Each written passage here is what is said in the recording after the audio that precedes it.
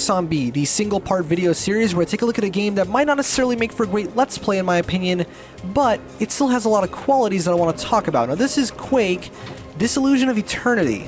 This is the expansion pack that released a year or so after the game was released. The second, actually. The first one was Scourge of Armagon. And now that Night Dive's version of the game has basically included both the first two expansions and Quake 64 and Call of the Machine and Dimensions of the Machine, yeah, this is basically a part of the Quake experience now. So why do I want to talk about this specifically, and not just the original Quake? I mean, I've already talked about the original Quake in, not in depth, but in some other videos that I've done. Here's what's up. So, you know the original Quake, right? How it had just this absolutely insane art direction, and I mean, this looks quite similar to it, actually. At this point in the game, we are still very much in Quakeville, right? It's all just grimy and disgusting and weird and distorted. And Trent Reznor's score was just, you know, it created like an atmosphere like nothing else. Well, the thing about Dissolution of Eternity, and really, I guess it can also be applied to Scourge of Armagon, but I prefer it in Dissolution of Eternity, so I'd rather talk about this. That's the fact that they took the core of Quake and they changed the presentation around and added a bunch of things to essentially turn this into what I feel is a more complete experience. So, if you're familiar with the development history of the game, you'll know that Quake was actually quite a rushed game. It was actually meant to be something very, very different at first, and then John Romero, John Carmack, whatever, blah, blah, blah, and things happened, and basically it turned into just a standard id first-person shooter, but with a very interesting aesthetic. And the thing about Dissolution of Eternity is that what it does is it basically, in my head, kind of completes the game almost.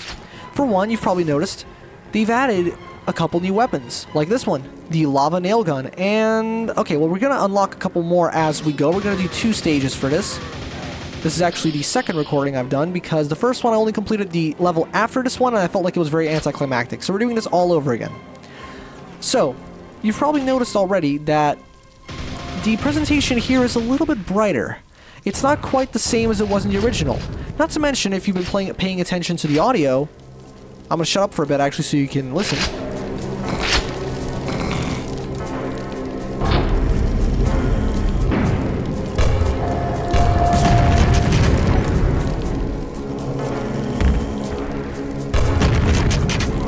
You can probably tell that although the score is still quite heavy and dark, it's not ambient. There's a very distinct, you know, sense of like rhythm, harmony, there's melodies. It's a much more conventionally musical score. You know what I mean? And that right there is one of the big parts as to why this particular expansion pack feels so different. And I really enjoy the way it feels when I play it. I feel as if I'm playing a more standard FPS fare, I guess. It basically takes Quake and normalizes it. Now, to a lot of people, I imagine it might be a bad thing. They might feel, oh, fuck, they took away what made Quake so cool. And I kind of get that. Yeah, I do get that, absolutely, because there's tons of value in a game having a totally unique sense of presence and presentation, which Quake did. I understand. But I think there's something really interesting about seeing this game that was initially so out there and not so normal in the way that it was presented. Obviously, the gameplay was very standard. You know, nothing too crazy about the way that Quake plays, other than, you know, it's the fact that it was one of the first ever real 3D shooters. It wasn't the first ever 3D platform, a 3D, just first-person game, period. No. There have been quite a few, even on console. I mean, Jumping Flash came out a full year before that. But, and there's probably more as well. But it was just so different and strange with its presentation. Now, this right here, it basically says, okay, but what if we made Quake more like Doom, in a way? And I know it sounds kind of stupid. It's like, well, wait, hold on. Quake is Doom, basically. Yeah, well, and no, because the thing about Doom is that it was, you know, the whole point was that it was balls to the wall, right? It had just these really bright colors, super saturated, well, not necessarily saturated, but still, its presentation was a lot more bold, and the music was just like, you know, just straight up copyright infringement, Metallica and other metal songs, you know, and Pantera and stuff like that, like, Why is there low gravity here? That's interesting. Some parts of this level in this game have low gravity. And it was a very action-packed experience. You know, Quake comes over and fucking and brings it down a notch, you know? Even though the game is still very intense in terms of the gameplay, it doesn't have metal blaring in your face. Well, apart from the intro, obviously, you know, the judadun, judadun, you know, that thing going on with the super fuzzy and noisy guitars. I really love that, though. It might create like a false impression, though, because that's not what the game normally sounds like. That's just for the intro. But now here with Dissolution of Eternity, they've gone and essentially taken everything from Quake and made it into something that's much more standard in every single way. Like the presentation, as you can tell already, it's not bright and colorful, no, but it's not the same kind of grimy, grungy, dirty thing going on that the original Quake had. It's much more just standard medieval. In fact, it just leans more heavily into the cliches of whatever aesthetic it's currently doing, because Dissolution of Eternity has several aesthetics. So it starts off very normal Quake-like, but then starts to introduce some different themes, like, medieval, like this. Some, what would you call it? What was that? What was the aesthetic? Industrial and sci-fi. There's some caves. A lot of different aesthetics, you know? That were still kind of present in the original Quake, but they were very much molded and changed, whereas here, the tropes are played much more straight. There's not so much such a emphasis on the grime, if that makes sense. I think this is the end of the level. Is it? Yes, it is. And now, on to one of my favorite levels, and the one I kept for last. This right here is Temple of the something. Oh, fuck. Hold on. We can go into the... Oh, wait, I have to end the game to... No, we're not doing that. Well, it's the level after the one I just played. You'll figure it out. The level select is available right off the bat, so... You know, you don't have to beat the game to unlock it or anything. This level actually this is why I picked to play it last. This level showcases exactly what I love about the aesthetic here. It's very standard medieval. You know, there's also like an Egyptian theme later on. Just, it plays its tropes much more straight. I imagine if the original Quake, for example, had an Egyptian theme, it would be like Egyptian, except like they all had giant angry teeth or something. You know, it would be altered in some way. But here, for example, this is a just conventional medieval fortress. Look at it. There's nothing Quake-y about it necessarily. You could probably put this in a different game. And I like that. I think it's a very interesting experiment to see a game that had such a distinct direction have that direction changed, you know? And... Well, I mean, I guess it kind of helps in my case that a lot of the pixel art in this game, well, I guess the texture work that at the time they weren't thinking of it as pixel art, they were just thinking of it as standard resolution imagery, because that's just what it was like back then. Oh fuck, these guys are awful because like they're new enemies, by the way. That's what I was talking about earlier, that like it makes it a more complete game, I feel. Yeah, they explode, and that does a fuck ton of damage. So, the way that this level in particular looks, I really don't want to say this, but it gives me some serious Minecraft vibes, honestly, like a medieval Minecraft castle. Oh, for fuck's sake, no. You will not. Well, fuck you. I quick saved. There you go. You know? Because I was always a fan of building those kind of castles back when I used to play Minecraft. And this is actually very close to that look. I mean, the texture work is clearly... What the fuck are you doing? The texture work is clearly different. This is not what the actual cobblestone texture in Minecraft looks like, for example. No. And the wood texture as well. But, and I understand that this was released decades prior. Well, not decades, but about 1 decade and 2 or so years. Depending on when you would consider Minecraft's full release date. Because some would say 2009, others would say 2011. It really depends. How do you get past this? I've never figured out how you get past this fucking... Oh, like that. Because you run very fast. This is an old first-person shooter, after all, so you do have quite the speed to you. So let's just go like this and flip the switch, get the fuck out. Alright. It is fairly challenging, even on the easy difficulty, because enemies do a lot of damage. That's the thing about these games. They're not so hard because of their design inherently. They're just hard because big number becomes small number fast. And small number, as in enemy damage, add up a lot. You know what I mean? It's just like damage values.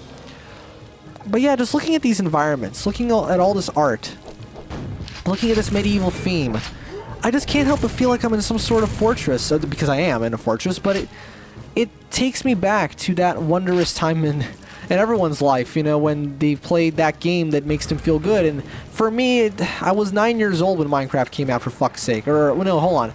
If we consider it to be 2011, that means I was 10 years old, right? So this right here, despite me only recently playing this particular version of Quake, in fact, I only just recently played Quake to begin with, this feels like home. It feels like I'm exploring one of my old Minecraft maps, almost.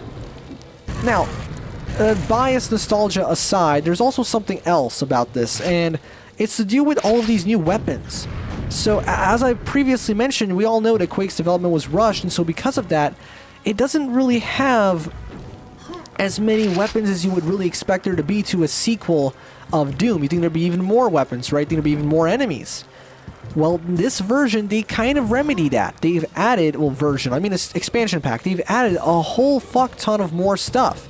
A bunch of more variations of weapons, some more original weapons as well, a lot of new original enemies, and they all fit in very well. They make sense aesthetically, they're challenging to fight, and it just overall makes the game feel more complete. It also has more than just one boss, because, you know, Kafan, like, he was the only boss. Well, there was also Shub Nigurov, but he's not really a, actually, wasn't it a she? Because it like spawned these creatures, whatever, it doesn't matter. That boss wasn't really so much a boss, and it was more just a thing that you telefrag and it's dead, and bada boom, right, done.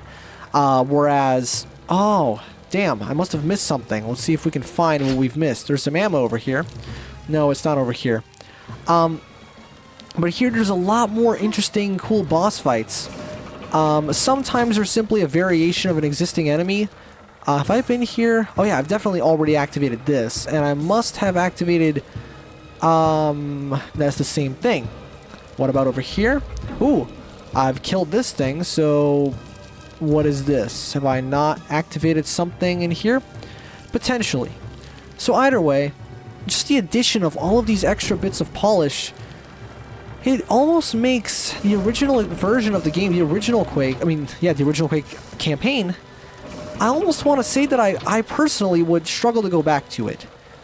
No, it's not like it hasn't aged well. It's aged very well. That game is still fun to play. It's a classic first-person shooter campaign, absolutely. Okay, I figured out what I was missing. This thing right here. Jesus Christ. Don't hide a level important... It's all the way down there. I didn't pay it any mind because here's what happens, right? You walk over here, and your vision is like this. You take a look at that, and you think, ah, okay, I've done that.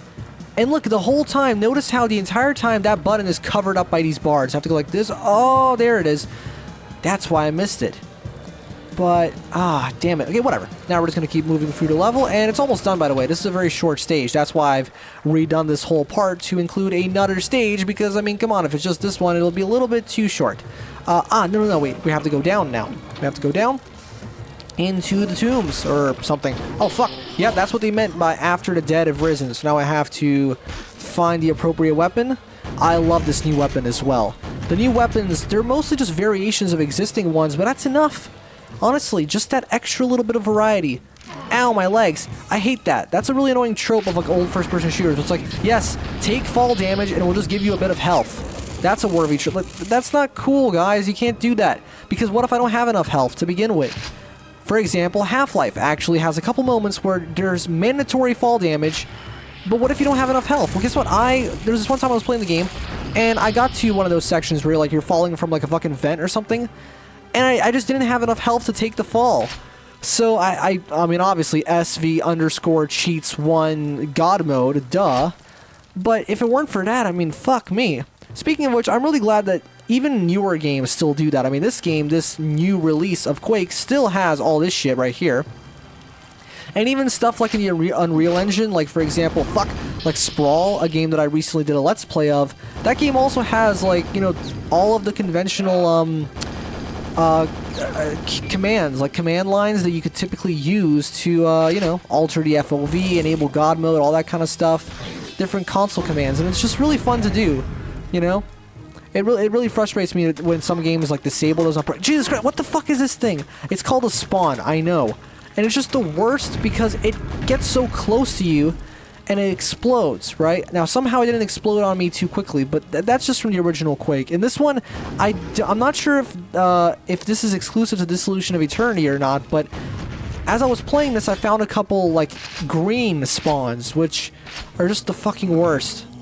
Either way, yeah, so that's what I was getting at, that a combination of the nostalgic visuals here, I'm fucking dead, as I was saying, that combination of those, you know, weirdly vicariously nostalgic. I say vicariously nostalgic as in these are the kind of visuals that I imagine that I would be nostalgic for if I actually had played this game as a kid, but also because their art style is very reminiscent of something I'm genuinely nostalgic for, right? And I know it can't really be helped. I mean, it's fucking pixel art. Well, it's not even pixel art. It's just textures that would have been pretty standard resolution for the time. Oh, we've fallen down here. Nice. Hold on. I need to shoot that guy. Yeah, that and the combination also of all of these standardizations of the presentation. So the fact that we have this just normal music that just sounds like music, you know, all these string sections and and all these like cool guitar riffs and stuff. It sounds like if Quake were just a more normal kind of game. Right? The new bosses, all the new content. It's the reason why I find Dissolution of Eternity to be the most complete Quake experience. Is it the most pure Quake experience? No, because that would always be the original. I'm gonna have to disable God mode at some point, aren't I? Yeah, I am. Let's do that. I'm gonna have to do it by just looking for it, because when I use caps lock as my OBS recording key, except you can't, this game doesn't accept all caps typing for commands. They have to be lowercase, which basically means that I am screwed unless I've already typed it in previously and I can find it again. Yeah, but either way, come on, just get up there. Jesus Christ. We're almost at the end of the level, by the way. Just like in standard first-person shooter fare, you want to get some distance before you use a rocket launcher, because you will die, obviously. Also, pro tip for this level, don't come into it using the level select normally. Play the previous level so you get enough weaponry to survive. That's another reason why I redid this level, this whole recording, because I just kept trying to start from this level instead of the previous one. And here's one of those bosses. Well, it's not really so much a boss, but it is definitely a larger enemy encounter, you know? So I do think it functions almost like a boss, right? He doesn't have like a normal health bar. You're just gonna shoot him until, you know, you hope that he dies. Oh, that's why the gravity kept changing, because there's this anti-gravity belt. Yes, Dissolution of Eternity also adds some extra power-ups in there. Oh, nice. Look at all the jibs. And I think I can still jump very high, so I can go ahead and do this and get myself some armor. Although I'm not going to need it, because this is the end of the level. But yeah, as I was saying, don't just jump into this level. Go to the previous one so you can get the weapons that you need, and then make your way to this one. Alright, and with that, we're actually done with this entire section of the game. But that doesn't matter, because it's just a one-part episode. And yeah, that'll do it for this episode of Focus on B, the single-part video series where I took a look at a game that I wouldn't want to necessarily let's play, but definitely has a lot of things that I wanted to talk about, and I got that out in this video. So I'll see you guys next time on Focus on B.